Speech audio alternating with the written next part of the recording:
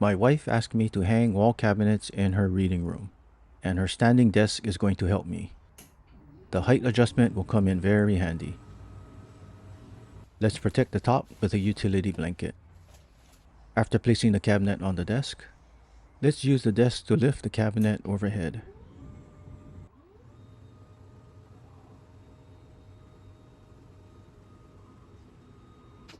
Now to slide the cabinet into place. I line up the right side on the mark. Then to slowly lower the desk. The wall cabinet is now resting on the ledger board.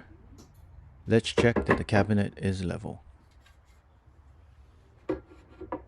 With two 1 1/4 inch cabinet washer screws, we secure the cabinet to the ledger board. This will safely hold the cabinet in place as we mount the cabinet to the wall studs. Let's lower the desk.